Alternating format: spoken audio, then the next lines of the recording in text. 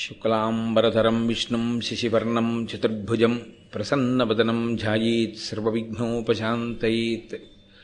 గురుర్బ్రహ్మా గురుర్విష్ణుః గురుర్దేవో మహేశ్వరః గురుః సాక్షాత్ పరబ్రహ్మ తస్మై శ్రీగురవే నమః. వ్యాసాయ విష్ణురూపాయ వ్యాసరూపాయ విష్ణవే నమో వై బ్రహ్మనిధయే వాసిష్ఠాయ నమో నమః. కూజంతం రామ రామీతి మధురం మధురాక్షరం ఆరుహ్య కవితాశాఖాం వందే వాల్మీకికోకిలం. శ్రుతిస్మృతిపురాణానాం ఆలయం కరుణాలయం నమామి భగవత్పాదశంకరం లోకశంకరం. వాగర్ధావివ సంపృక్తౌ వాగర్ధప్రతిపత్తయే జగతః పితరౌ వందే పార్వతీపరమేశ్వరౌ. సూక్తిం సమగ్రయతున స్వయమేవ లక్ష్మీః శ్రీరంగరాజమహిషీమధురైః కటాక్షైః. వైదగ్ధ్యవర్ణగుణగుంభనగౌరవైర్యాం కండూలకర్ణకుహరాः కవయోధయంతి. హైమోర్ధ్వపుండ్రమజహన్మకుటం సునాసం మందస్మితం మకరకుండలచారుగండం బింబాధరం బహుళదీర్ఘకృపాకటాక్షం శ్రీవేంకటేశముఖమాత్మనిసన్నిధత్తాం. విమలపటీ కమలకుటీ పుస్తకరుద్రాక్షశస్తహస్తపుటీ కామాక్షీ పక్ష్మలాక్షీ కలితవిపంచీ విభాసి వైరించీ. మనోజవం మరుతతుల్యవేగం జితేంద్రియం బుద్ధిమతాం వరిష్టం వాతాత్మజం వనరయూధముఖ్యం శ్రీరామదూతం శిరసా నమామి. ఆపదామపహర్తారం దాతారం సర్వసంపదాం లోకాభిరామం శ్రీరామం భూయో భూయో నమామ్యహం. నారాయణం నమస్కృత్య నరం చైవ నరోత్తమం దేవీం సరస్వతీం వ్యాసం తతో జయముదీరయేత్. హరి ఓం. పరమేశ్వర స్వరూపైన సభకి నమస్కారం. కుమారాస్త్ర విద్యా ప్రదర్శనానంతరము గురుదక్షిణ అడిగినటువంటి ద్రోణాచార్యుల వారికి గురుదక్షిణ చెల్లించడం కోసం కౌరవులు పాండవులు కలిసి బయలుదేరి ద్రుపద మహారాజు గారిని నిర్బంధించి తీసుకొచ్చేటటువంటి ప్రయత్నంలో కృతకృత్యులైనటువంటి వారు పాండవులు మాత్రమేనని, తదనంతరము ద్రోణాచార్యుల వారు బ్రహ్మశిరోనామకాస్త్రాన్ని అర్జునుడికి ఉపదేశం చేశారని నిన్నటి రోజున చెప్పుకున్నాం. ధృతరాష్ట్ర మహారాజు భీష్మద్రోణాది పెద్దలు విదురుడు సోదరునితోటి సంప్రదించి ధర్మరాజుకి యవ్వరాజ్య పట్టాభిషేకం చేశాడు. పైకి ఇది ఎలా ఉంటుందంటే ధృతరాష్ట్రుల్లో ఎక్కడ దోషం ఉంది అనిపిస్తుంది. నిన్నను కూడా ఆ కుమారాస్త్ర విద్యా ప్రదర్శన సమయమునందు ఆయన ఒక మాట అంటాడు, చెవులున్నందుకు సార్థకత నేను ఇప్పుడు పొందాను అంటాడు. నా తమ్ముడైనటువంటి పాండురాజు యొక్క కుమారుల కీర్తిని విని నేను ఇవాళ ఇంత సంతోషంగా ఉన్నాను అంటాడు. మనం ఆ మాటలు విన్నప్పుడు అసలు ధృతరాష్ట్రుల్లో దోషం ఎక్కడుంది, దుర్యోధనుల్లో కదా దోషం అంతా ఉంది అనిపిస్తుంది. ధృతరాష్ట్రుడి వయస్సు ఎంత పెద్దదో ఆయన మనసు యొక్క గుంభనం కూడా అంత పెద్దది. ఎక్కడ బయటపడాలో అక్కడ బయటపడతాడు. కాబట్టి అంత గబుక్కున బయటికి తిరిగిపోయేటటువంటి బేల మనస్సు ఉన్నవాడు కాడు, చాలా తెలివైనటువంటి వాడు. ధర్మరాజు గారికి యవ్వరాజ్య పట్టాభిషేకం చేసేసాడు. ఆయన యువరాజు అయ్యాడు. లోకంలో ఉన్న వాళ్ళందరూ పొగుడుతున్నారు, ఏం అదృష్టవంతుడు పాండురాజు, శరీరం విడిచిపెట్టి ఈ లోకంలో లేకపోవచ్చు ఇవాళ. కానీ మహానుభావుడు ధర్మరాజు వంటి పెద్ద కుమారుణ్ణి కన్నాడు. రాశీభూతమైనటువంటి ధర్మము కాబట్టి మిగిలినటువంటి తమ్ముళ్ళని సక్రమమైన మార్గంలో నడిపించగలడు. అపారమైనటువంటి శరీర బలమున్నవాడు భీమసేనుడు. ద్రోణాచార్యుల వారి వద్ద శిష్యరికం చేసి లోకంలో ఎవ్వరూ ఆయనతో సమానులైనటువంటి వారి లేనిటువంటి రీతిలో తయారైనటువంటి విలుకాడు సవ్యసాచి అయిన అర్జునుడు. మిగిలిన నకుల సహదేవుల మాద్రికుమారులైన కుంతీదేవి యొక్క కుమారులుగానే వాళ్ళు ప్రేమ చేత అన్నగారులని అనుసరిస్తూ ఉంటారు, అనువర్తిస్తూ ఉంటారు. కాబట్టి ఆ పాండవుల అదృష్టమే అదృష్టం, వాళ్ళలాంటి పిల్లలు ఎక్కడుంటారు అని ఆయన ఎంతో సంతోషంగా అక్కడ ఉన్నటువంటి వాళ్ళందరూ కూడా మాట్లాడుకుంటున్నారు. లోకంలో ఉన్నవాళ్ళు పొగుడుతున్నారు. ఎక్కడ అసూయ ఉన్నదో దానికి అవతల వారి ఉన్నతిని ఓర్చలేకపోవడం ఒకటి. రెండు, అందరూ అలా పొగుడుతుంటే అది మరీ ఏదో జ్వరం ఆవహించినట్లు, ఇదెక్కడి ప్రారంధం నన్ను పొగడకపోగా అందరూ వాళ్ళనే పొగుడుతున్నారు. వాళ్ళు యవరాజ్య పట్టాభిషేకాన్ని పొందారు. ఇది ఆ దుర్యోధనుడి యొక్క మనస్సుకి చాలా కంటకప్రాయంగా ఉంది. ఆయన తనకి సలహా ఇచ్చేటటువంటి వారు, తనకి ఆప్తులైనటువంటి వారు అని ఎవరిని నమ్మాడో ఆ కర్ణుణ్ణి, శకునిని, దుశ్శాసనుణ్ణి ఒక రోజున ఆంతరంగిక మందిరంలోకి పిలిపించుకుని వాళ్ళతో కూర్చున్నాడు. వీళ్ళు ఎటువంటి వాళ్ళంటే ఎప్పుడూ దుర్యోధనుణ్ణి సక్రమమైన మార్గంలో నడిపించేటటువంటి ప్రయత్నం చెయ్యని వాళ్ళు. ఆయన దురాలోచనకి తగినట్టుగా ఇంకా అగ్నిహోత్రంలో నెయ్యి పోసేటటువంటి స్వభావం ఉన్నవాళ్ళు. వీళ్ళని పిలుస్తాడు. ఎందుకు పిలుస్తాడు అంటే అంతకన్నా మరొక మాట వినడానికి ఆయన మనసు సిద్ధంగా ఉండదు. కొంతమందిలో లక్షణం ఎలా ఉంటుందంటే స్వభావ సిద్ధంగా దురాలోచన లోపల నుంచి వస్తున్నా పెద్దల మాట వినే లక్షణం ఉంటుంది. అసలు వినడం అనేటటువంటిది ప్రారంభం చేస్తే ఎప్పుడో అప్పుడు అది మనసు మారే అవకాశం ఉంటుంది. ఆ మనసు మారడం అనేటటువంటిది దాని ప్రభావం అది చూపిస్తుంది నడవడి మీద. కానీ అసలు ఎన్నడూ తనకి, తన ఆలోచనలకి వ్యతిరేకంగా ధర్మాన్ని సమర్థిస్తూ మాట్లాడేటటువంటి వారి మాటలు వినడానికి కూడా ఆయన ఇచ్చగించాడు.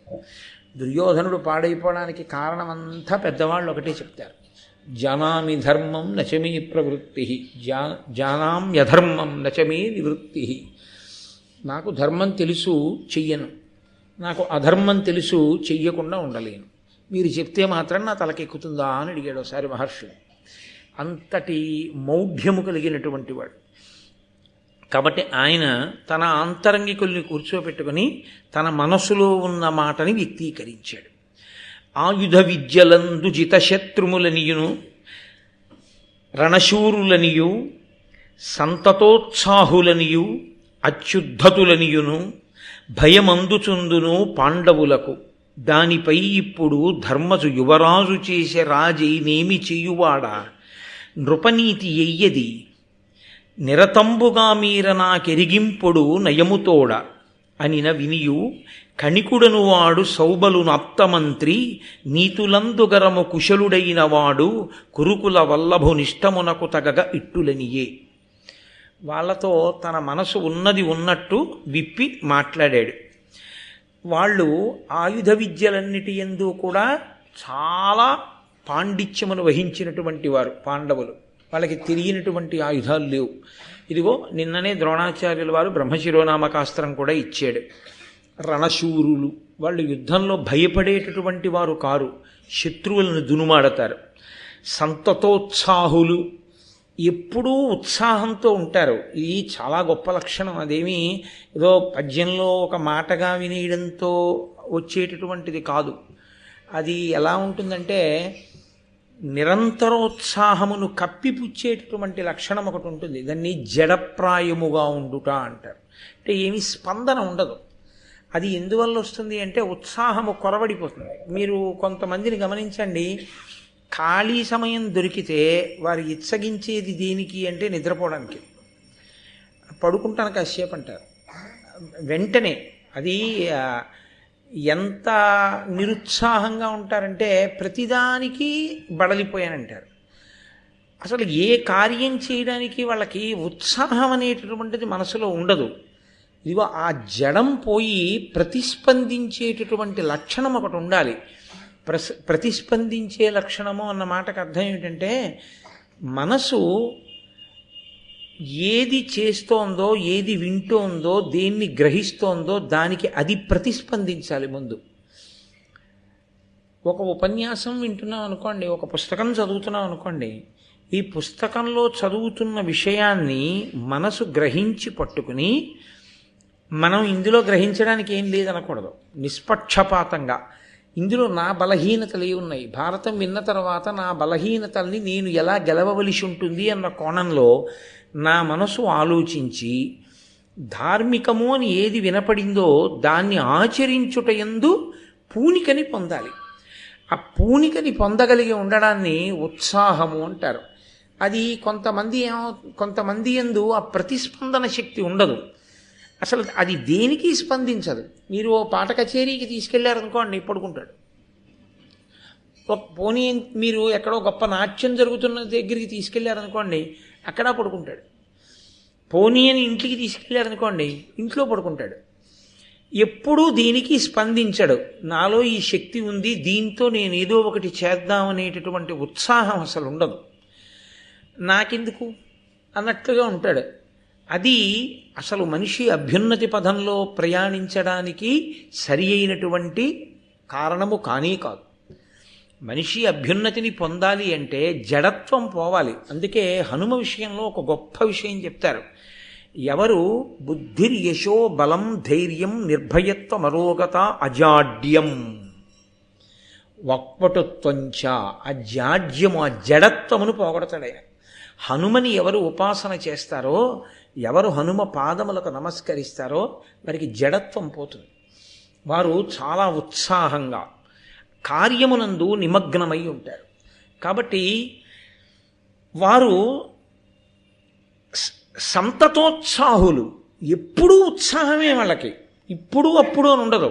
ఎప్పుడైనా వాళ్ళు ఉత్సాహంగా ఉంటారు పాండవులు. మీరు ఎందుకని అన్న విషయాన్ని ఒకటి ఆలోచించండి. బాహ్యమునందు అభ్యున్నతి పథంలో ఉన్నవాళ్ళు పాండవులు. ధృతరాష్ట్రుడి కుమారుడై పాండవులు ఎవరి దగ్గర నేర్చుకున్నారో వాళ్ళ దగ్గరే వీళ్ళు నేర్చుకుంటున్నారు. పాండవులు ఎక్కడుంటున్నారో వీళ్ళు ఎక్కడుంటున్నారు. పాండవులు ఏది తింటున్నారో వీళ్ళు అది తింటున్నారు. పాండవులకున్న సంతోషం వీళ్ళకి ఎందుకు ఉండట్లేదు? పాండవులలా ఎందుకు ఉండలేరు 101 మందిలో ఒక్కళ్ళు కూడా? ఒక్కటే కారణం, పాండవులు దేన్ని పట్టుకుంటారో అది వీళ్ళు పట్టుకోరు. అందుకే వీళ్ళెప్పుడూ నిరుత్సాహం. వీళ్ళెప్పుడూ ఏది పోగొట్టుకున్నాం అన్నదాని పక్కన ఆ పోగొట్టుకున్న దాన్ని వాళ్ళు ఎలా పట్టుకున్నారో అలా మనం పట్టుకుందామని ఆలోచించారు. మనం పట్టుకోలేంది వాడు పట్టుకున్నది ఏదున్నదో దాని వలన వాడు కీర్తివంతుడయ్యాడు. కాబట్టి వాడికి అది లేకుండా చెయ్యాలి, లేకపోతే వాడు లేకుండా చెయ్యాలి. దాని యందు ఉత్సాహం. అది ప్రమాదకరమైనటువంటి ఆలోచన సరళి. ఎప్పుడో ఎక్కడో భారతం జరిగిందని మీరు అనుకోకండి. ఎందుకంటే కోపం శేషేన పూరయేత్తని సంస్కృతంలో ఒక సామెత. ఎప్పుడైనా ఏదైనా అవతల వానియందు మెచ్చుకోవలసిన విషయం కానీ లేకపోతే తన అంగీకరించవలసిన విషయం కానీ వస్తే అక్కడి నుంచి ఓ పెద్ద కోపాన్ని ప్రదర్శిస్తాడు. అంత కోపడుతున్నప్పుడు మనం ఎందుకు మాట్లాడడం, ఇవతల వాడు వెళ్ళిపోతాడు. కోపం శేషేన పూరయేత్. తప్ప వాడి జీవితంలో వాడు ఎప్పుడూ ఎవరిని అనుకరించడానికి కానీ ఎవరిని ఆదర్శంగా తీసుకోవడానికి కానీ ఆయన సిద్ధంగా ఉండడు. మీరు ఆదర్శంగా తీసుకున్నారు అని గుర్తు ఏమిటో తెలుసా అండి? మీరు ఆదర్శంగా తీసుకున్నారు అని గుర్తు మీరు ఏది మాట్లాడుతున్నా మీకు ఆదర్శమైనటువంటి వ్యక్తి మీకు స్ఫురణలోకి వస్తుంటారు. ఆయన ఇలా ఉంటే అలా కీర్తింపబడేవారా అని ప్రశ్న వేస్తుంటుంది మనసు. ఆయన ఎంత నిబద్ధతగా నిలబడ్డారు, నువ్వెందుకు నిలబడలేవు, ప్రతిదానికి ఎందుకు అలా రాజీ పడిపోతావు అని మనసు ఎదురు తిరుగుతుంది. అది ఏం చేస్తుందంటే ఎవరిని మీరు ఆదర్శంగా పెట్టుకున్నారో వారి వైపుకు నడిపిస్తుంది. చిట్ట చివరికి మీరేమవుతారంటే వారే అవుతారు. భ్రమరకీటక న్యాయంలో అసలు ఆదర్శము అన్నది ఎప్పుడు తీసుకోగలరు? అవతల వాళ్ళల్లో గుణం ఒకటి మీకు నచ్చేది ఉంటే. ప్రతివాణ్ణి వాడే ఉందండి అంటే నువ్వు అదే అవుతావు. ఆఖరికి నిన్నేమంటారంటే నీ బిడ్డలు కూడా రేపు పొద్దున్న మా నాన్నగారండి ఆయనతో ఏమిట్లేదు, ఆయన అలాగే మాట్లాడతారు, మీరు పట్టించుకోకండి మావయ్య గారు అంటాడు. ఏమైంది నీ బతుకు? అలా ఉండకుండా ఉండాలంటే క్రమశిక్షణతో కూడినటువంటి జీవన విధానము. తండ్రి పెద్దల గురించి ఔన్నత్యంతో మాట్లాడితే కదండి పిల్లలకు అలవాటు అయ్యేది. మా నాన్నగారు ఒకరి గురించి మాట్లాడారంటే అలా మాట్లాడతారు.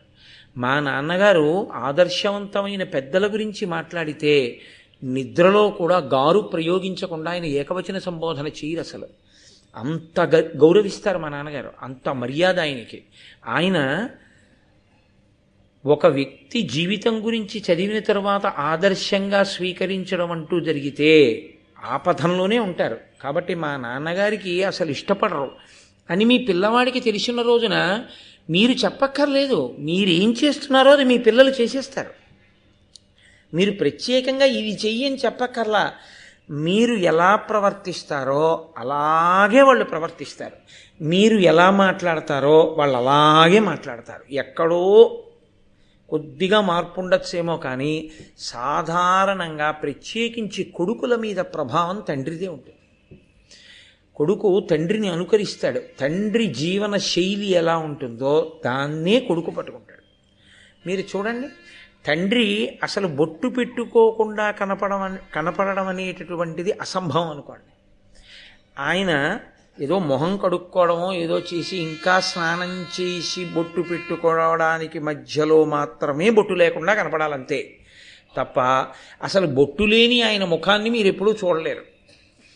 అంతగా ఎప్పుడూ బొట్టు ధరించే అలవాటు ఉన్నవాడు. అందుకే ఆయన నిద్రపోయి లేచిన తర్వాత కూడా కొంచెం లీలామాత్రంగా బొట్టు ఉండిపోయి ఉంటుంది. కొడుకు బొట్టెట్టుకోకుండా తిరగమనండి, వాడికి అలవాటు అయిపోతుంది. కనీసం వాడు ఉదయం సంధ్యావందనం చేసుకుని బొట్టెట్టుకుని తిరిగి సాయంకాలం వచ్చిన తర్వాత ఓ గుళ్ళోకి ఓ గోపురానికి వెళ్ళి బొట్టెట్టుకుని అలా క్రమంగా వాడు కూడా కొంత వయసు వచ్చేటప్పటికి ఎప్పుడూ బొట్టు పెట్టుకుని ఉండడం వాడికి అలవాటు అవుతుంది. అదే అసలు ఆ అలవాటు తండ్రికే లేదనుకోండి, కొడుకు ఎక్కడి నుంచి వస్తుందండి? ఎలా పెట్టుకుంటాడు? అది అలవాటు ఎలా అవుతుంది? అసలు ఈయనకోటి లేదు, ఈయన బొట్టు ఎప్పుడు పెట్టుకోడు, ఏ వేలుతో పెట్టుకోవాలో తెలీదు, ఎలా పెట్టుకోవాలో తెలీదు. ఓ వేళ తెలియక వాడు పెట్టుకున్నా చేతబడి మాంత్రికుళ్ళ ఉంటాడు. ఎప్పుడన్నా పెట్టుకుంటే కదా బొట్టు. కాబట్టి పెద్దవాళ్ళ ఆలోచనలు ఎలా ఉంటాయో పిల్లల ఆలోచనలు అలాగే ఉంటాయి. మహాభారతం ఎప్పటికీ పనికొచ్చే గ్రంథం ఎందుకయిందంటే అటువంటి ఆలోచన సరళి పెంచుకోవద్దు. లోకంలో ఎప్పుడూ మనకన్నా ఉన్నతమైనటువంటి స్థితిలో నిలబడిన వాళ్ళు ఉండి తీరుతారు. మనమే సర్వజ్ఞులం కాదు, మనకన్నా తెలియనివాడొకడు ఉండకుండా ఉండడం అన్నది సంభవము కాదు. ఎప్పుడూ మనకన్నా గొప్పవారు ఉంటారు. గొప్పవారు కనపడినప్పుడు వారు గొప్పవారు అని అంగీకరించి నువ్వు సంతోషిస్తే ఏమిటి నీకు బాధ? హాయిగా ఉంటావు. పైగా ప్రజ్ఞావంతుడు ఎంత బాగా నేర్చుకున్నాడురా, మనం కూడా అలా ఎదగగలగాలి అనుకుంటే ఇంకో మెట్టు పైకెక్కుతావు. ఆయన్ని చూసి లేనిపోని నిందలన్నీ తీసుకొచ్చి ఆయన యందు ఆరోపించి నువ్వు ఏదో ప్రయత్నం చేస్తే ఇప్పుడు ఆయన కీర్తి మాసిపోతుందా? ఆయన చేసేటటువంటి ప్రయత్నం ఆయనది మడిసిపోతుందా? ఏమీ ఉండదు, నువ్వు పాడైపోతావు అంతే. దుర్యోధనుడి జీవితంలో వచ్చిన అత్యంత ప్రమాదకరమైనటువంటి లక్షణం అక్కడే వచ్చింది. దానికి తోడు ఆయన ప్రారంభం ఏమిటంటే దీనికి వ్యతిరేకంగా మాట్లాడే వాళ్ళని దగ్గరికి రానివాడు. ఆయన ఏం మాట్లాడుతున్నాడో దాన్ని సమర్థించి మాట్లాడే వాళ్ళనే పిలుచుకుంటాడు, వాళ్ళతోనే మాట్లాడతాడు. ఇంకా అగ్నిహోత్రం ఎప్పటి కారుతుంది? తననే కాల్చింది. అందుకే కాబట్టి ఆయన ఇప్పుడు ఉన్న మాట చెప్పేస్తున్నాడు. అత్యుద్ధతులనియు వాళ్ళు చాలా ఉద్ధతి కలిగినటువంటి వాళ్ళు, వాళ్ళ జోలికిడితే అగ్నిహోత్రం లాంటి వాళ్ళు. కాబట్టి నేను భయపడుతున్నాను. నిన్నటి వరకు ఉన్నది డాంబికము అని తెలిసిపోతుంది. నేను భీముణ్ణి చంపేస్తాను, కర్ణుడు అర్జునుణ్ణి చంపేస్తాడు, గుండెల మీద చెయ్యేసుకు పడుకోవడం ఇవన్నీ తాత్కాలికం. ఉత్తర క్షణంలో ఆయనకి భయమే. కాబట్టి నేను భయపడిపోతూ ఉంటాను. దానికి తోడు దానిపై ఇప్పుడు ధర్మజు యువరాజు చేసే రాజు ఏనేమి చేయువాడా. దానికి తోడు ధర్మరాజు గారిని తీసుకెళ్ళి యువరాజుని చేశాడు మా నాన్నగారు. మా నాన్నగారు అండవు, మీరు అదో గమ్మత్తు చూడాలి. మా నాన్నగారు అన్న మాట వాడడం కొడుక్కి సర్వకాలముల యందు ఉండవలసిన లక్షణం. నాన్నగారు కలెక్టర్ గారు కానివ్వండి, నాన్నగారు జడ్జి గారు కానివ్వండి, నాన్నగారు క్లర్క్ అవనివ్వండి, నాన్నగారు వస్తున్నారు అనాలి. కానీ ఎంఆర్ఓ ఆఫీసులో యూడీసీ గారు వచ్చేస్తున్నారన్నారు అనుకోండి మీరు నాన్నగారిని, అది నాన్నగారిని అవహేళన చేయడం అవుతుంది కానీ నాన్నగారిని పొగడ్డం అవ్వదు. నాన్నగారు కలెక్టర్ అయినా కలెక్టర్ గారు వస్తున్నారు అనకూడదు, నాన్నగారు వస్తున్నారు అనాలి. రాజు ధర్మరాజుని యువరాజు చేశాడు అంటే తండ్రితనాన్ని తిరస్కరించాడు. నన్ను యువరాజుని ఏదో రకంగా చెయ్యాలి కానీ ధర్మరాజుని యువరాజుని చేసిన వాడు నాకెందుకు తండ్రి అంటే ఎంత అధిక్షేపన చూడండి. ఆయనేం నాన్నగారండి నాకు అన్నాడు అనుకోండి, అంతకన్నా దోషమైన వాక్యం ఇంకోటి ఉంటుందా? అదే అంటే తన స్వార్థం కలిసి రాకపోతే ఎలా అయినా మాట్లాడగలరు. ఇది ఇవాళ ఏమైపోయిందంటే ఈ సంస్కృతే ప్రచారం జరుగుతోంది. నేను విమర్శించకూడదు అనుకుంటుంటాను కానీ చిత్రం ఏమిటంటే భారతం తలకొట్టుకుంది. నన్నయ్య గారు తలకొట్టుకున్నారు, ఇలా మాట్లాడకూడదు, ఇది దుర్యోధనుడి మాట అని. కానీ మన ప్రారంభం ఏమైపోయిందంటే ఇవాళ ఎవరు వ్రాసిన మాటలు ఎవరు మాట్లాడిన మాటలు ప్రత్యేకించి యువత అనుకరిస్తారో వాళ్ళు మా నాన్నగారు వస్తున్నారండం మానేసి అమ్మ మీ ఆయన వస్తున్నాడే అంటాడు సినిమాలో. అలా అనాల్లో ఉందనుకుంటున్నారు పిల్లలు. అది అలా అనొచ్చా అలా అనకూడదా ఏం లేదు. అసలు అలా వ్రాసి సంస్కృతిని ఎంత పాడు చేస్తున్నాం రాసే వాళ్ళకి లేదు. 10 రూపాయల కోసం ఏదైనా రాసేయడమే. కాబట్టి నృపనీతి అయ్యేది రాజులకు ఏది న్యాయం, ఎంత చమత్కారంగా అడిగాడో చూడండి. ధర్మం ఏదని అడగలేదు ఆయన. ధర్మం అయితే తనకన్నా పెద్దవాడు ధర్మరాజు, తనకన్నా పెద్దవాడు ధర్మరాజు అయితే ధర్మరాజు రాజు అయ్యాడు. తనకన్నా పెద్దవాడు రాజు అయ్యాడు కాబట్టి తను తమ్ముడు కాబట్టి అనువర్తించడమే ధర్మం, అంతే. ఇంకొక మాట లేదు ధర్మం దగ్గరికి వస్తే. రాజనీతి ఏమిటి అని అడుగుతున్నాడు. ఏమిటి రాజనీతి? నేను ఇష్టపడను ధర్మరాజుని, నేను ఇష్టపడను పాండవుని, నాకు రాజ్యం కావాలనుంది, నాకు రాజ్యం కావాలనుంది కాబట్టి వాళ్ళు రాజుగా ఉండకూడదు, కాబట్టి వాళ్లతో యుద్ధం చెయ్యలేను, భయపడుతున్నాను. కాబట్టి అన్యాపదేశంగా ఏం చెప్తున్నట్టు వాళ్ళని చంపేయాలి. దీనికి రాజనీతి ఏమిటి? ఎంత అందంగా అడిగాడో చూడండి. అంటే కుట్రలు కుతంత్రాలు ఎలా చెయ్యొచ్చు, అసలు నీతి అన్న మాటను అడ్డు ఎలా పెట్టచ్చు, పెట్టి దాన్ని ఆదర్శంగా తీసుకుని నేను ధర్మరాజుని ఎలా చంపచ్చు, ఆ 5గురిని చంపేసి రాజ్యం ఎలా పుచ్చుకోవచ్చు? ఇది ఎవరిని అడుగుతున్నాడు? ఈయన అడిగిన కోణంలోనే జవాబు చెప్పేవాళ్ళని అడుగుతున్నాడు. తప్పు. పగిలిపోతుంది దవడ. ఇంకొకసారి ఇలా మాట్లాడితే అంటాడు విదురుడిని అడిగితే ఇది. అందుకని ప్రాణం పోయినా అడగడు విదురుణ్ణి. ఎందుకు అడగడంటే ఆయనకి తెలుసు విదురుడు ధర్మం చెప్తాడని. ఆయనకి కావలసింది ధర్మం కాదు, ఆయనకి కావలసింది రాజనీతి. రాజనీతి అంటే రాజనీతి యందు మళ్ళీ అర్హత ఉన్నదా లేదా అని చూడకుండా రాజ్యకాంక్షతో శత్రువుగా భావన చేసి చంపేసే విధానం ఏమిటి, అది నాకు చెప్పండి అని అడిగితే, సౌబలుని యొక్క మంత్రి అంటే అక్కడ ఉన్న వాళ్ళలో శకుని యొక్క మంత్రి గారు కణికుడు, ఆ కణికుడు లేచి దుర్యోధనుడితో రాజనీతి మాట్లాడడం మొదలుపెట్టాడు. సంస్కృత భారతంలో వేరు, ధృతరాష్ట్రుడు మాట్లాడాడు, ఇక్కడ దుర్యోధనుడితోనే మాట్లాడాడు కణికుడు. ఆయన ఆ కణికుడు అన్నాడు, ధరణీషుడు ఉజ్జత దండుడై ఉచిత దండ విధానంబు తప్పక ధర్మచరితులంగా మహీజనుల రక్షించి సదృత్తుడగు నది సర్వవర్ణములు వరుసన తమ తమ వర్ణధర్మముల వర్తిల్లిదురు గడవక దండభీతి అరిమిత్రవర్జితుడై సమబుద్ధియగు మహీవల్లభుననుశాసనమున. మహారాజా, నేను నీతి చెప్తాను. దండనీతి అని ఒకటి ఉంది. మహారాజు అనేటటువంటి వాడు ధర్మం తప్పినటువంటి వాడికి శిక్ష వెయ్యడంలో ఏమరకుండా ఉండాలి. అక్కడ ఏమీ భయపడకూడదు. భయపడకుండా అంత గొప్పగా దండనీతి ప్రయోగిస్తే, శిక్ష వేసేస్తే, ఏ వర్ణం వాళ్ళు చెయ్యవలసినటువంటి కర్తవ్యాన్ని ఆ వర్ణం వాళ్ళు చేస్తారు. చేసి అందరూ సమబుద్ధితో జాగ్రత్తగా రాజ్యం నడుస్తుంది. కాబట్టి అసలు ముందు శాసకత్వము అన్న మాటకు అర్థం ఎక్కడుందంటే, దండనీతిని ప్రయోగించడంలో రాజు వెనుతిరిగి చూడని వాడై ఉండాలి.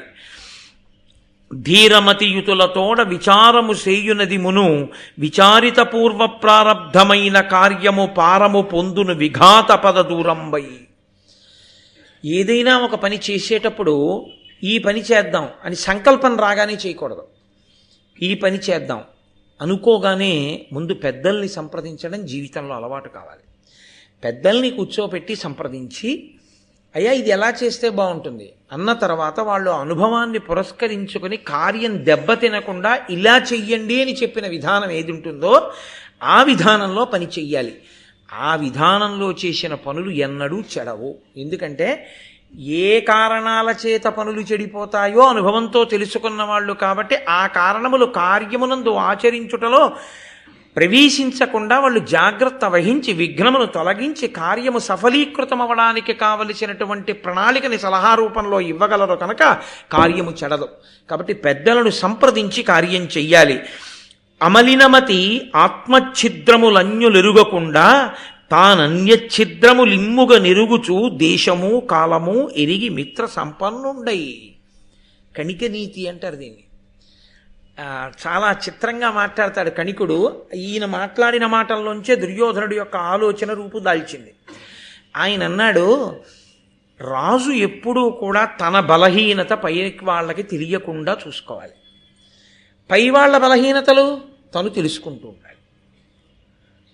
దీనికి చిత్రం ఏంటంటే, ఈ కణిక నీతి బోధ అక్కర్లేకుండా ఉంటుంది కొంతమందిలో. మీరు చూడండి, వాళ్ళ దగ్గర చాలా లుసుగులు ఉంటాయి, వాళ్ళ ఇంట్లో చాలా లుసుగులు ఉంటాయి, వాళ్ళ ఇంటి వ్యవహారాల్లో చాలా గొడవలు ఉంటాయి. వాళ్ళు అస్సలు బయటపడరు. మీరు చాలామంది దగ్గర చూసుంటారు ఆ చమత్కారం. వాళ్ళు మనతో మాట్లాడినప్పుడు అందరూ ఐకమత్యంగా ఉన్నట్టుంటారు. అది నిజంగా చాలా గొప్ప లక్షణం. మా తమ్ముడు, మా అన్నయ్య, మా అక్క, మా బావ, మా వదిన, మా తోడెల్లుడు ఎంతో ప్రేమగా ఉన్నట్టుంటారు. నిజంగా ఉన్నారని మీరు అనుకుంటున్నారా? సహస్ర ఛిద్రములు ఉంటాయి. కానీ వాళ్ళకున్న గొప్పతనం ఏమిటంటే వాళ్ళు బయటపడరు. కానీ మిమ్మల్ని మాత్రం ఎలా అడిగితే మీ ఇంట్లో మీరు మీ తమ్ముడు దెబ్బలాడుకున్నారో, మీరు మీ మామగారు దెబ్బలాడుకున్నారో, మీరు మీ అబ్బాయి దెబ్బలాడుకున్నారో, ఇవన్నీ తెలుసుకోవడానికి వీలైన రీతిలో ప్రశ్న తీసుకొస్తారు. ఒక 4 రోజుల నుంచి ఎవరో మీ పట్ల విముఖంగా ఉన్నారనుకోండి, వాడు భారతానికి వచ్చి భారతం వింటున్నాడు అనుకుంటున్నారా? వాడు ఏం చేస్తాడంటే 4 రోజుల నుంచి ఎవరు విముఖంగా ఉన్నాడన్న విషయం మీద ఎక్కువ శ్రద్ధ పెడతాడు. 4 రోజుల నుంచి రానివాడెవరు, లేకపోతే ఈ మధ్య రానివాడెవరు, అందుక వాడి కోసం ఆ భారతం చెప్పేది, అవన్నీ ఎక్కువ శ్రద్ధ పెడతాడు. శ్రద్ధ పెట్టి దాని గురించి ఎక్కువ విషయ సేకరణ చేస్తాడు. ఇది కణిక నీతి ఆ రోజుల్లో చెప్పాడు ఆయన కణికుడు. నీ లోపాలు ఎవరికీ తెలియకూడదు. నీ లోపాలు ఎవరికీ తెలియకూడదంటే ఏమిటి దాని అర్థం? నీ లోపాలు ఏమున్నాయో వాటిని నువ్వు రహస్యంగా చేసేస్తూ ఉండాలి.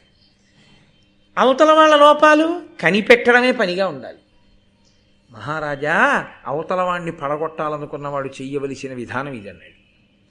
బాగా బుర్రకెక్కిందండి దుర్యోధనుడికి. అసలే దుర్యోధనుడు, దానికి తోడు కణిక నీతి అని.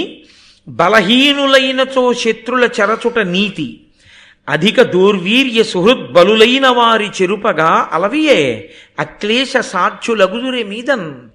ఎంత గొప్ప మాటలు చెప్పాడో చూడండి. ఎంత గొప్ప మాటలు అంటే అవి నిజంగా గొప్పవని మీరు అనుకుంటున్నారేమో. నేను ఆ కోణంలో చెప్పట్లేదు. పాడు చేయడానికి ఎంత బాగా పనికి వస్తాయో ఇలాంటి మాటలు.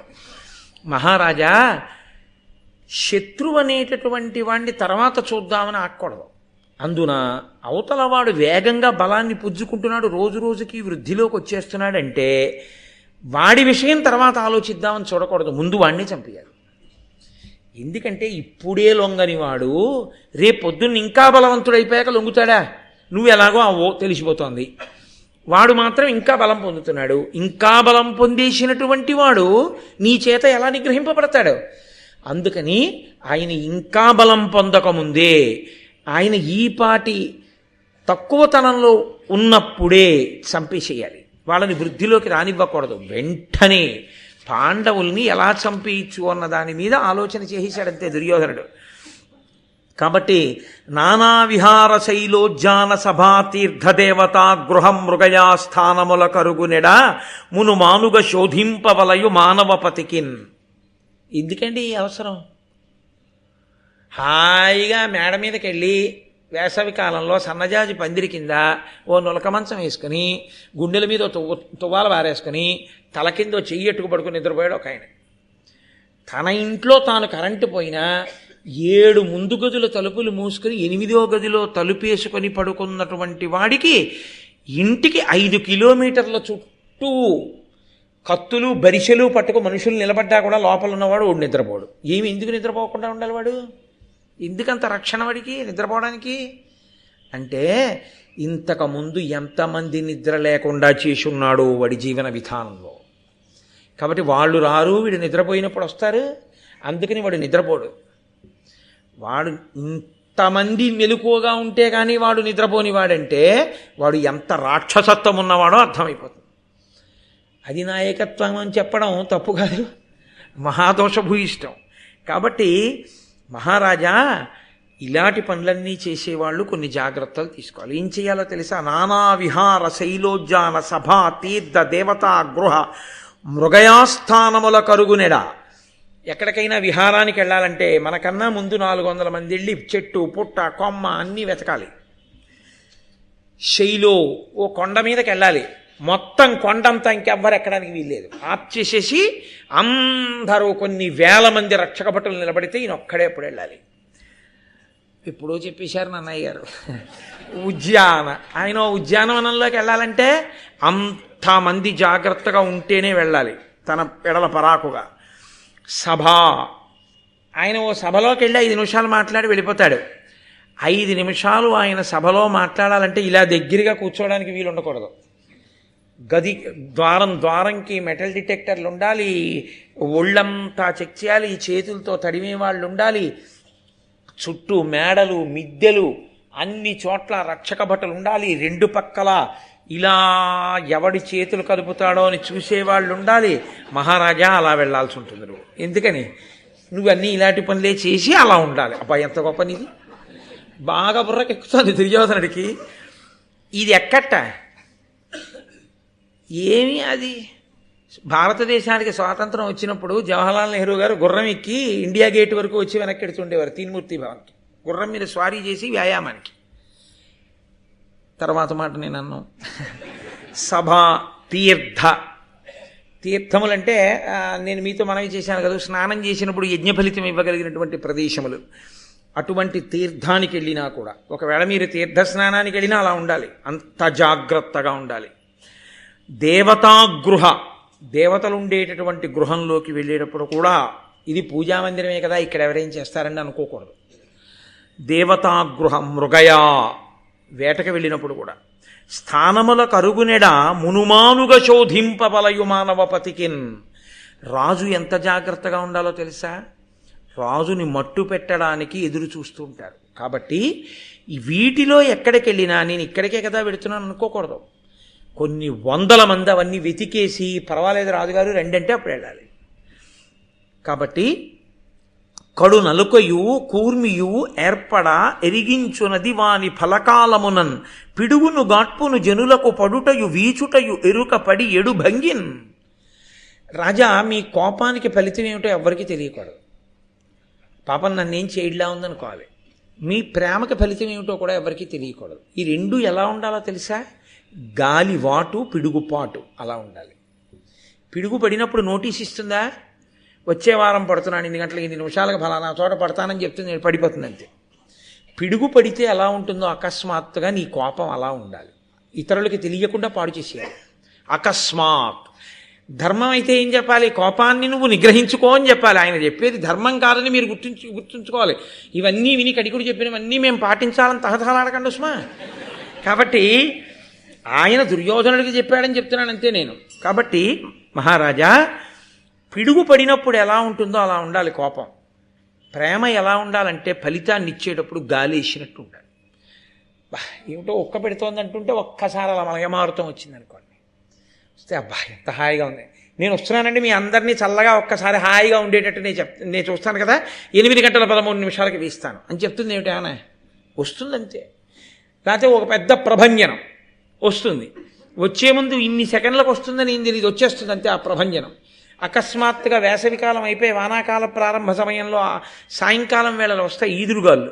ఆ పెద్ద గాలి వచ్చినప్పుడు ముందు కరెంటు పోతుంది, ఆ తర్వాత చెట్లు పడిపోతాయి, ఆ తర్వాత మిగిలినవన్నీ.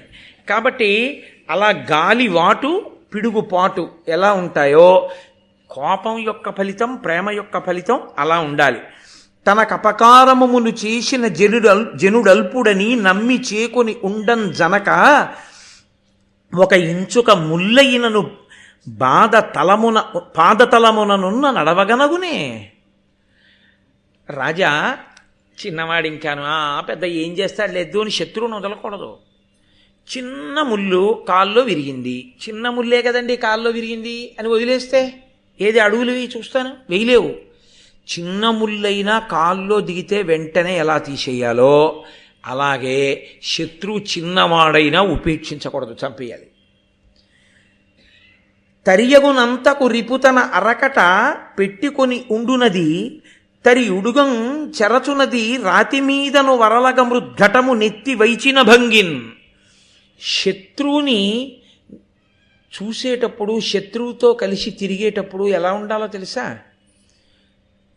మన కొరకు కాదు సుమండి ఇదంతాను. శత్రువుతో కలిసి తిరగడం ఎలా ఉండాలి అంటే, మనం వాడి పట్ల శత్రుత్వంతో ఉన్నామన్న మాటే తెలియకూడదు. చాలా జాగ్రత్తగా కుండ ఎత్తుకుని తిరుగుతారు. ఒక సందర్భంలో కుండ నిండా నీళ్లు పోసుకుని కుండ ఎత్తుకుని తిరుగుతారు. తిరిగి వెనక్కి తిరిగి చూడకుండా కుండ పారేస్తే కుండ పగిలిపోతుంది. అంత్యేష్టి సంస్కారం నందు చిట్ట చివర చేస్తారు. శత్రువుతో ప్రవర్తించేటప్పుడు ఎలా ప్రవర్తించాలంటే, ఇంటికి పట్టుకెడుతున్న నీటి కుండను ఎంత జాగ్రత్తగా పట్టుకెడతారో, ఎంత మర్యాదగా తీసుకెడతారో అంత బాగా భుజాన్ని ఎక్కించుకోవాలి.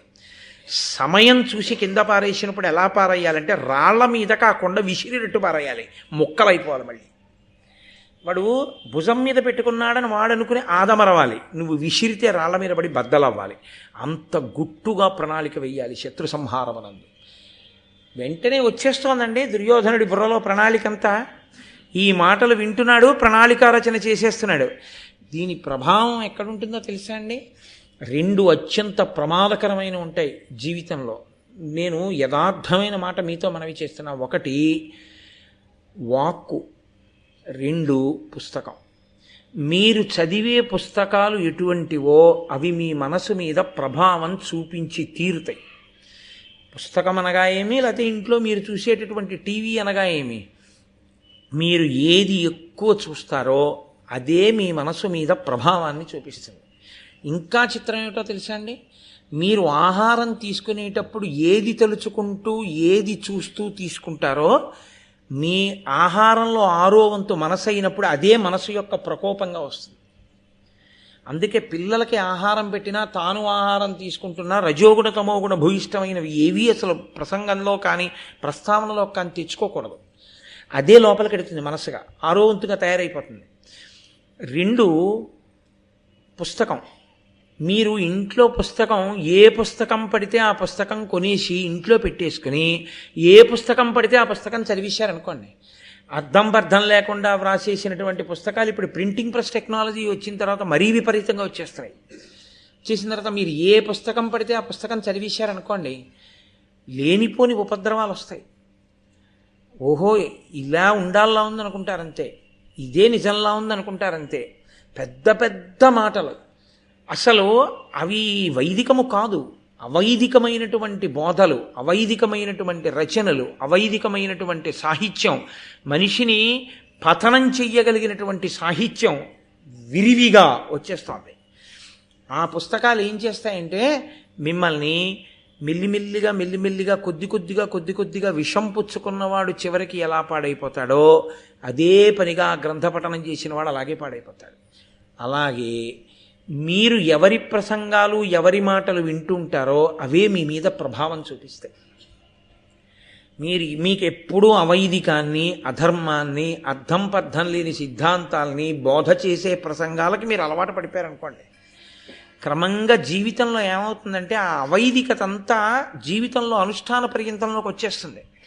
మీరు భగవద్భక్తి, వైదికం, రామాయణం, భారతం, భాగవతం, సద్బుద్ధి, మనసుని పరిశీలనం చేసుకోవడం, మహానుభావులైన వ్యాసుడు, వాల్మీకి, నన్నయ్య గారు ఇలాంటి పెద్దలిచ్చినటువంటి గ్రంథములను చదువుకోవడం, ఇలాంటివి చేశారనుకోండి, కాపాడి తీరుతాయి.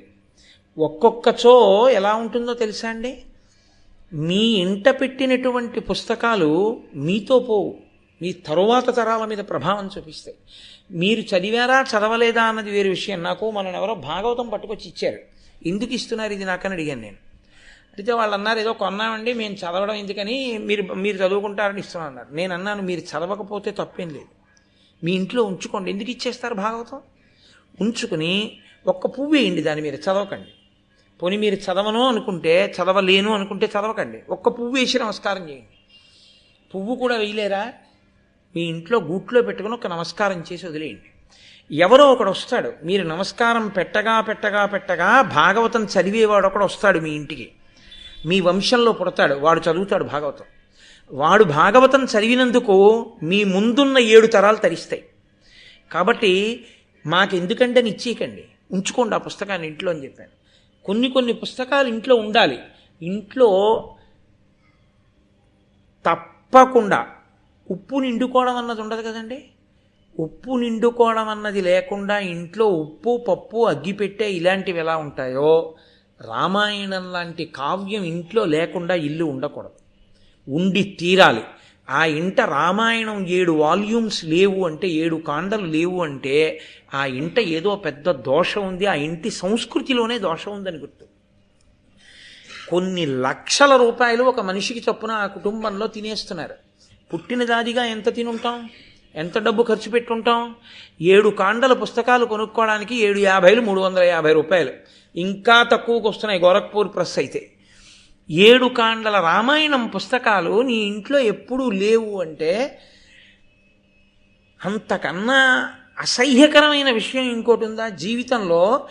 ఎవరైనా ఇంటికి వస్తే కనీసం చదివావో చదవలేదో బాలకాండ, అయోధ్యకాండ, అరణ్యకాండ, కిష్కింధకాండ, సుందరకాండ, యుద్ధకాండ, ఉత్తరకాండ అని 7 కాండలు రామాయణం కనపడ్డాయి. నీ ఇంటికి వచ్చిన వాళ్ళు ఎంత సంతోషిస్తారు? నువ్వు చదవలేదు, ఏ రాత్రో నిద్ర పట్టక మీ అబ్బాయి చదువుతాడు. ఏంటిది రామాయణంలో ఇలా ఉంది? వాడికి ఉత్సాహం కలుగుతుంది, వాడు ఎవరినో అడుగుతాడు, వాళ్ళ వల్ల ప్రేరణ పొందుతాడు, వాడు శ్రీరాముడు అవుతాడు. నీ ఇంట్లో రామాయణం ఇంట్లో ఉన్నందుకు రక్షిస్తుంది, కొన్ని ఇంట్లో ఉన్నందుకు పాడు చేసేస్తాయి. ఇంట్లో ఉన్నందుకు పాడు చేసేవి నువ్వు చదివి కత్తిరించి బైండ్ చేయించి వాల్యూమ్ 1 వాల్యూమ్ 2 అని వేసి నువ్వు చదివి నువ్వు ఉంచిందే కాకుండా భావితరాలకు నువ్వు అందించే నిధులవే. రామాయణం ఉంచాలి ఇంట్లో. కాబట్టి కొన్ని ఉత్తర క్షణం పాడు చేసేస్తాయి. కణికుడు చెప్తున్న మాటలు అసలే వాడు దుర్యోధనుడు, వాడి బుర్రకి బాగా ఎక్కేస్తున్నాయి. అందుకే వినేటప్పుడు కూడా చాలా జాగ్రత్తగా ఆ ప్రసంగాలు ధార్మికములే, అవి పెద్దలైనటువంటి వారు మన జీవితాన్ని ఉద్ధరించడానికి చెప్పినవే అన్నవాటిని తప్ప అనవసర ప్రసంగాలు అవైదిక ప్రసంగాల జోలికి వెళ్ళకూడదు, వాటిని జీవితంలో అన్వయంలోకి తెచ్చుకోకూడదు. అలాగని నేను విమర్శించమని చెప్పను, ఒక నవ్వు నవ్వి వెళ్ళిపోతే చాలు. మన జీవితంలో నన్నయ్య గారు చెప్పింది మనం అనుష్ఠిస్తే చాలు.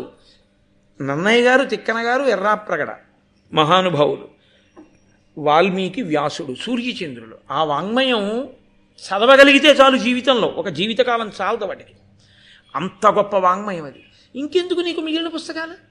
అవి చాలు నిన్ను కష్టాల్లో తట్టుకునే శక్తిని, సుఖాల్లో మిడిసిపడకుండా ఉండగలిగినటువంటి నిగ్రహాన్ని నీకు ఇస్తాయి, శాంతినిస్తాయి. ఇంకంతకన్నా ఏం కావాలి నువ్వు పుస్తకం చదివితే? కాబట్టి వినేటప్పుడు చదివేటప్పుడు ఎలా ఉండాలో నేర్పుతుంది భారతం మనకి. కాబట్టి కుండ పగలగొట్టినట్టు పగలగొట్టు.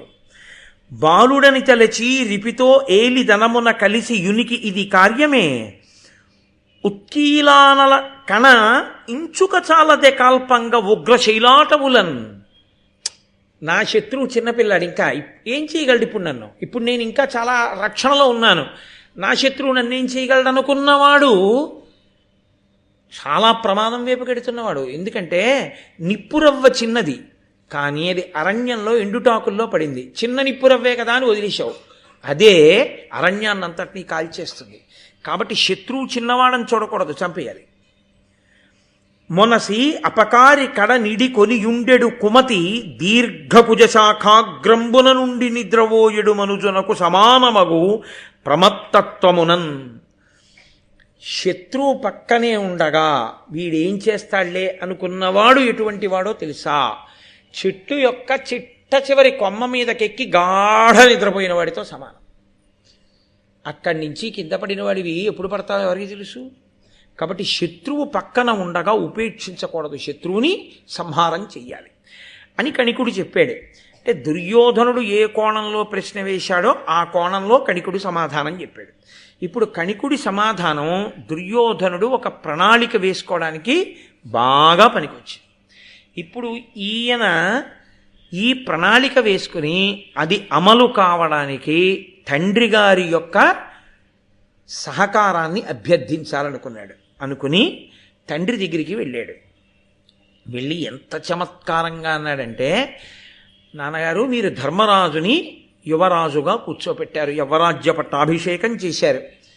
మీరు ధర్మరాజు గారిని తీసుకెళ్ళి యువరాజ్య పట్టాభిషేకం చేసి యువరాజుగా కూర్చోపెట్టాక లోకంలో ఉన్న వాళ్ళందరూ ఏమనుకుంటున్నారో ఎప్పుడైనా కనుక్కున్నారా అని అడిగాడు. ఏమనుకుంటున్నారా అన్నాడు ధృతరాష్ట్రుడు. ఏమీ లేదు. వాళ్ళు ఏమనుకుంటున్నారంటే పూర్వం ధృతరాష్ట్రుడు పాండురాజు ఉండేవారు. ధృతరాష్ట్రుడికి కళ్ళు లేవు కాబట్టి ఆయన ఎప్పుడూ రాజ్యరక్షణ చేయలేడు. అప్పుడు కాదు, ఇప్పుడు కాదు, ఎప్పుడూ చేయలేడు. ఆనాడు చేశాడంటే పాండురాజు గారు చేశాడు, మహానుభావుడు. ఆ పాండురాజు గారి యొక్క తేజస్సు ఎటువంటిదో, ఆయన ఎంతటి మహానుభావుడో అటువంటి మహానుభావులు ఆ పాండురాజు కుమారులు. ఆ పాండురాజు గారి పెద్ద కొడుకైన ధర్మరాజుని తీసుకొచ్చి సింహాసనం మీద కూర్చోబెట్టడం చాలా చాలా మంచి పని చేశాడు ధృతరాష్ట్రుడు. ఎందుకో తెలుసా? ధృతరాష్ట్రుడా రాజ్యాన్ని రక్షించలేడు, భీష్ముడా రక్షించగలిగిన వాడయ్యుండి సింహాసనం మీద కూర్చోడు. ఇటువంటప్పుడు రాజ్యాన్ని పరిపాలించి మనందరినీ కన్నబిడ్డల్లా చూసినటువంటి పాండురాజు గారి యొక్క పెద్ద కొడుకు ధర్మరాజుని సింహాసనం మీద కూర్చోబెట్టడం ఎంత మంచి పని చేశాడు అంటున్నారు. ఇప్పుడు మీరేం చేశారు? ఆయన్ని అక్కడ కూర్చోబెట్టడం వల్ల రోజూ ధర్మరాజు గారిని పాండవుల్ని పొగుడుతున్నారు. ఇప్పుడు ప్రజలలో బలపడిపోతున్నాడు ధర్మరాజు, ప్రజలలో బలపడిపోతున్నారు పాండవులు. ఎక్కడికి వెళ్ళినా నాకు వినపడుతున్నటువంటి ఈ మాటలు నా చెవులకి బల్లేలు తగిలినట్టు తగులుతున్నాయి. నాకు ఎంత బాధగా ఉందో తెలుసా? అసలు నేను కూర్చుందాం అనుకున్నాను, మీరు నన్ను కూర్చోబెట్టలేదు, ధర్మరాజుని కూర్చోబెట్టారు. ఇప్పుడు జనులయందు కూడా అంత కీర్తి వచ్చేస్తోంది. ఇంకిప్పుడు ధర్మరాజుని తీయడం సాధ్యమా? మీరు చేసిన పని మంచి పనా నాకు చెప్పండి. మీ పిల్లలకి మీరు న్యాయం చేస్తున్నారా అని అడిగాడు. నోరు మొయ్, ఏది ధర్మమో అది ధర్మం. పిల్లలకి నేను చేయడం కాదు, అభివృద్ధిలోకి రావడానికి నువ్వు ఎలా ఉండాలో అలా ఉండు అనాలి ధృతరాష్ట్రుడు. ఆయన ఏమన్నాడంటే, లోకనుతుండు పాండుడమలుండు మహాగుణరత్న పూర్ణరత్నాకరుడు అచ్యుతారమతి అంధుడనైనను నన్ను రాజుగా చేకొని నాకు భక్తి పనిసేయుచు సర్వ జగజ్జిగీషుడై ఈ కురువంచ రాజ్యభరమింతయుదాల్చ పరాక్రమంబునన్. నేను కళ్ళు లేనివాణ్ణి, నన్ను అసలు పాండురాజు పట్టించుకోక్కర్లేదు. ఓ మూల బారేసి పలకరిస్తే పలకరించాలి, లేకపోతే వదిలిబారేయాలి. ఆయన ఏం చేస్తాడు? పెద్ద ఆయన కళ్ళు లేనివాడు అని ఎప్పుడో ఏడాదికో రెండేళ్లకో ఓసారి వచ్చి ఏదో ఒకసారి నా కాళ్ళకి నమస్కారం పెట్టడం, వాళ్ళు పెట్టకపోయినా నేను ఆయన పెట్టిన భిక్ష తింటూ పడి ఉండాలి. కానీ నేనే రాజునన్నట్లు ప్రవర్తించాడు తమ్ముడైన పాండురాజు. అసలు నన్ను అడగకుండా ఏమీ చేసేవాడు కాదు, నాకు చెప్పకుండా ఏమీ చేసేవాడు కాదు, నాకు నమస్కరించకుండా ఏ పని ప్రారంభం చేసేవాడు కాదు. నన్ను కించిత్ మాత్రం కళ్ళు లేనివాడని ఎవ్వరూ తృణీకరించకుండా రాజే అంత గౌరవిస్తాడని ఇంచుమించు నన్నే రాజు చేసి తాను పరిపాలిస్తున్నాడా అన్నట్టు పరిపాలించాడు. అంతటి మర్యాద కలిగిన వాడు రా పాండురాజు.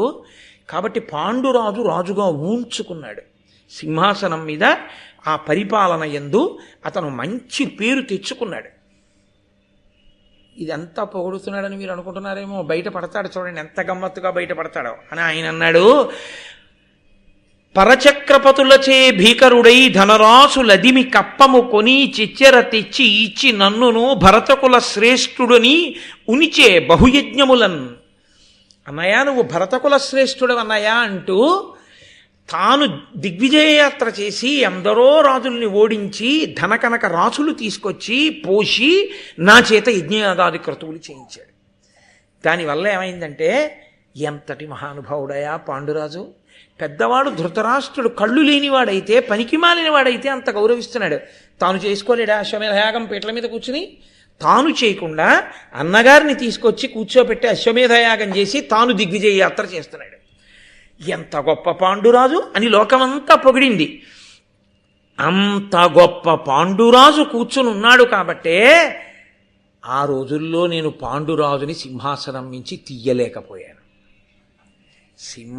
ఆ పాండురాజే దుర్మార్గుడయ్యుంటే, ప్రజల్ని కష్టపెట్టేవాడయ్యుంటే, ఇన్ని గుణములున్నవాడు కాకపోతే కళ్ళు లేకపోయినా ధృతరాష్ట్రుడు మీలనేవారు. అలా ప్రజలు అనకుండా మీ పినతండ్రి యొక్క గుణములు కప్పేశాయి. మన ప్రారంధం ఏమిటంటే పాండురాజు ఏదో రకంగా చచ్చిపోయాడు, ఆ పిల్లలైనా దుర్మార్గులవుతారేమో అనుకుంటే వాళ్ళ 5 కూడా సుగుణాభిరాములు అయ్యారు. ఇప్పుడు బయటపడ్డాడు. ఇన్నాళ్ళు దీన్ని కడుపులో పెట్టుకుని ఉన్నాడు. పొగుడుతున్నవన్నీ ఇప్పుడు ఎందులోకి వెళ్ళాయి? అదును చూస్తున్నాడు. ఎవరు? పెద్ద తండ్రి. తనని ఇంత గౌరవించినటువంటి తమ్ముడి పట్ల ధృతరాష్ట్రుడి యథార్థ భావన ఏమిటో తెలుసా అండి? వాడికి ఇన్ని గుణములు లేకపోతే గుడ్డివాడైనా ఈయనకే రాజ్యం మీద సింహాసనం మీద కూర్చోపెట్టండి అని ఉండేవారేమో. అది తప్ప ఆ తమ్ముడి మర్యాద ఆయనకు అర్థం కానప్పుడు ఈ ధర్మరాజు అన్నగారి యొక్క మర్యాద దుర్యోధన తమ్ముడికి ఎందుకు అర్థం అవుతుంది? ఏ చెట్టు విత్తనానికి ఆ చెట్టే కదా పుడుతుంది. కాబట్టి ఈ మాటలు చెప్పి, అదేరా నాయనా నా బాధంతా, నీకే కాదు నాకు తీసేద్దామని ఉంది వాళ్ళని సింహాసనం మించి, నీకు అప్పచెప్దామనే ఉంది. కానీ ఎలా? పెద్దవాడు, నీకన్నా పెద్దవాడు. ఇందుకు కాదు గాంధారి కడుపు బాదుకుంది. నీకన్నా వయసులో పెద్దవాడు, రాజు పాండురాజు యొక్క కుమారుడు. అతనికి ఇవ్వకపోతే భీష్మ ద్రోణ విదురాది పెద్దలు ఒప్పుకుంటారా? ఒప్పుకోరు. వాళ్ళని కాదని మనం అంతఃపురంలో ఉంటామా? వీధిలోకి ఈడిచేస్తారు. మనం ఎక్కడుండి కుట్ర చెయ్యాలి కానీ వీధిలోకి వెళ్ళి చేసేదేముంది? అందుకని వాళ్ళ దగ్గర ధృతరాష్ట్రుడు ధర్మంగా ఉన్నాడనిపించుకోవడానికి కూర్చోబెట్టాను. అందుకు చేశాను యవరాజ్య పట్టాభిషేకం. అందుకని ఆ ధర్మరాజుని పాండవుల్ని తీసేయడం కుదరట్లేదురా అన్నాడు. అనగానే ఈయనన్నాడు దుర్యోధనుడు, తండ్రి ఎక్కడైనా అధర్మాన్ని ఆపే ప్రయత్నం చేస్తే కొడుకు ఇంకొకసారి ఇలాంటి మాట చెప్పడు. తండ్రే అలా అధర్మంగా మాట్లాడితే ఇంకా కొడుకు ఎందుకు మాట్లాడండి? దొరికేసింది అంతే అదును దుర్యోధనుడికి. ఇంకొక అడుగు ముందుకెళ్ళి అన్నాడు, పైతృకంబగు లక్ష్మి పాండు భూపతి మున్ను తాల్చుట చేసి తనయుడైన ధర్మజుడిప్పుడు దాల్చిన ఆతని తనయుండు మరిదాన్ని దాల్చు మీద ఈ పాట పాండు వంశేషుల వసుమతి రాజార్హులగుదురు రాజ్యమునకు పరువడి మేమింత బాసిన మా పుత్ర పౌత్ర వర్గంబును బాయు ఇంక ఒరులు కలుచి కుడువ నోపము అట్లు కాకుండా మమ్ము చేయునోపు దేని పాండురాజు తొంటి భక్తియు ఆ పాండుతనయులందు దయయు తలపకుండు. నాన్నగారండి, మీకు కళ్ళు లేవు, పాండురాజు సింహాసనం మీద కూర్చున్నాడు కాబట్టి ఈ రాజ్యలక్ష్మి పాండురాజుకి వెళ్ళింది. మీకే కళ్ళుంటే ఈ దరిద్రం లేకపోతే. తండ్రి అవకరాన్ని కొడుకు వల్ల మర్చిపోవాలి. తండ్రి అవకరాన్ని గుర్తు చేసిన కొడుకే పాటి కొడుకు. కాబట్టి మీ కళ్ళు లేనితనం మేము రాజ్యలక్ష్మిని పోగొట్టుకునేటట్టు చేసింది. ఇప్పుడు మాతో పోయిందా? అసలు ముందు రాజ్యం చేసిన పాండురాజు గారు మీకు కళ్ళు లేకపోవడం వల్ల వచ్చాడు. ఇప్పుడు ఆ పాండురాజు కొడుకు నాకన్నా పెద్దవాడయ్యాడు, ఆ ధర్మరాజు రాజ్యానికి వచ్చాడు. తర్వాత ఎవరు వస్తారు? ధర్మరాజు కొడుకు వస్తాడు. నా కొడుకు ఏమవుతాడు? ధర్మరాజు కొడుక్కి ఊడిగం చేస్తాడు. నేనేం చేయను? ధర్మరాజుకు ఊడిగం చేస్తాను. మీరేం చేశారు? పాండురాజుకు ఊడిగం చేశారు. చేసి పాండురాజుకి జై కొట్టారు. ఎప్పుడు తలుచుకున్నా ఎక్కడ మాట్లాడినా అబ్బబ్బా ఏం పాండురాజు అంటారు. మీ కడుపులో ఏముందో తర్వాత మాట. అలా అనకపోతే మీ బతుకు ఎలాగో బయటికి తోసేస్తారు కృతజ్ఞుడా అని. మన బతుకంతా మన వంశమంతా ఇలా తాత తండ్రి మనవడు మునిమనవడు ఇలా వాళ్ళని సేవించడమేనా? ఇంకా ఇంతకన్నా మార్గం లేదా? ఉంది. ఎప్పుడో తెలుసా నాన్నగారు?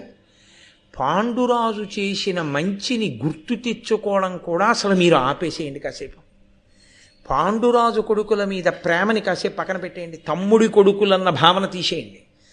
పాండురాజు నన్ను అంత గౌరవించాడన్న భావనని మాట మాత్రంగా కూడా దూరం చేసేయండి.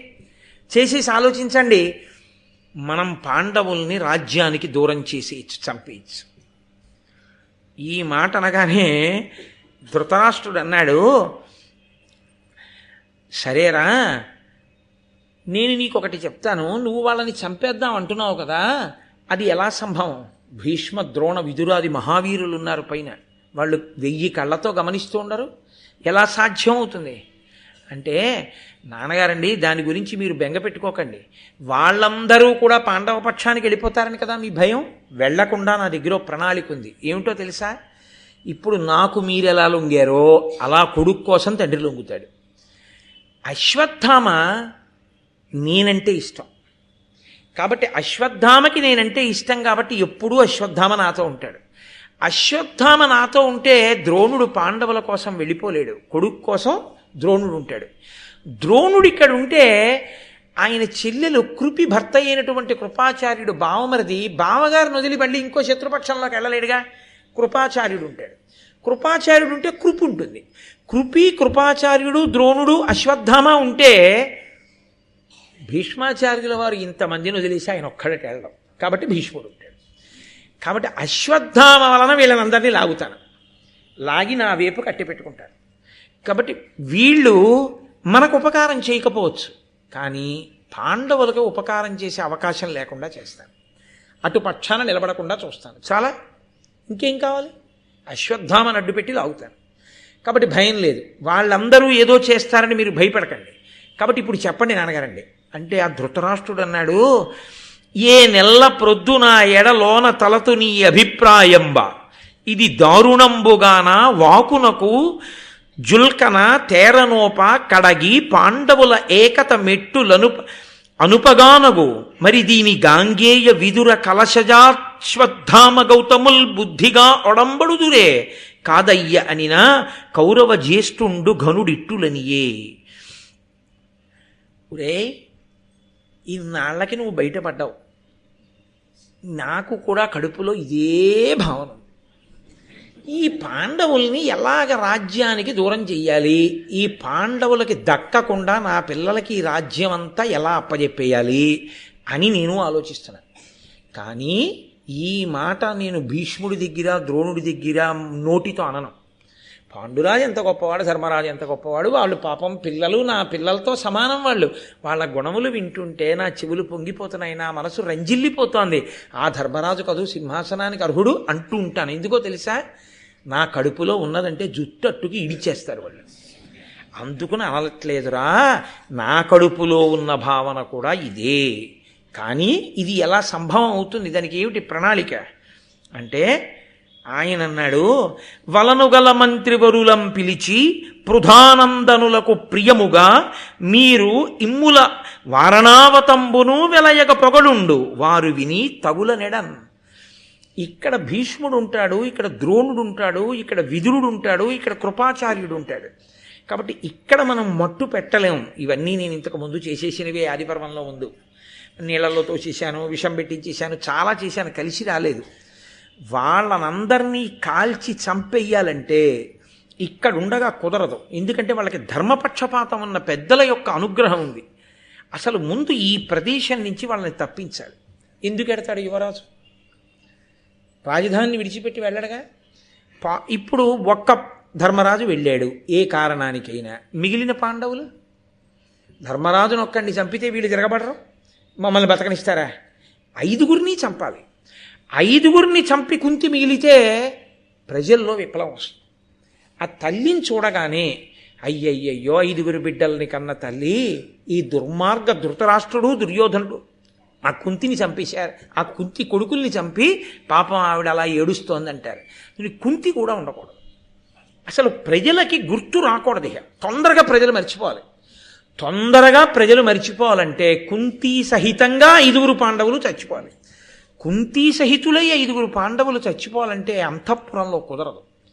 వాళ్ళు ఈ ప్రదేశాన్ని వదిలిపెట్టాలి. వాళ్ళు ఇంకొక చోటికి వెళ్ళాలంటే వాళ్ళు వెళ్ళరు. వాళ్ళు ఎందుకు వెళ్తారు? వాళ్ళు తెల్లవారు లేస్తే పెదనాన్నగారి కాళ్ళు పట్టడం ఇవన్నీ చేస్తారు. వాళ్ళకి ధర్మం. గురువుగారు ద్రోణాచార్యుల వారిని దర్శనం చేసుకోవడం, గురువుగారికి నమస్కారం చేసుకోవడం, తాతగారు భీష్మాచార్యుల వారికి నమస్కారం చేసుకోవడం, ఇవన్నీ వదిలేసి వాళ్ళు ఎక్కడికో పోతారా? వాళ్ళు వెళ్ళరు. కాబట్టి మీరు ఏం చేస్తారంటే వాళ్ళు వెళ్ళాలనేటటువంటి బుద్ధి వాళ్ళకి కలిగేటట్టుగా 10 మార్లు మంత్రులను పిలిచి ఆ మంత్రుల చేత వారణావతము అనబడేటటువంటి ప్రదేశం గంగా తీరంలో ఉన్న దాని గురించి అదే పనిగా పొగిడించండి. అది ఎంత గొప్పదో, ఎంత గొప్పదో, ఎంత గొప్పదో అంటుండండి. అలా అనిపిస్తే అక్కడే కూర్చున్న పాండవులు విని అబ్బా మనం ఒకసారి అక్కడికి వెడితే బాగుండు అనుకుంటారు. వాళ్ళు ఎందుకు వెళ్ళుకుంటారు? జలపాతాలు చూడడానికి, ఇంకోటి చూడడానికి కాదు. ఆ గంగానదిలో స్నానం చేసి అక్కడ ఉండేటటువంటి బ్రాహ్మణులకందరికీ దాన ధర్మాలు చేస్తే పాండురాజు గారు తరిస్తాడు. అంత గొప్ప ప్రదేశం అని మీరు అన్నారనుకోండి, పితృదేవతలు తరించే ప్రదేశం అంటే అయ్యో మన నాన్నగారిని తరింపచేద్దామని వాళ్ళు 5గురు పెడతారు.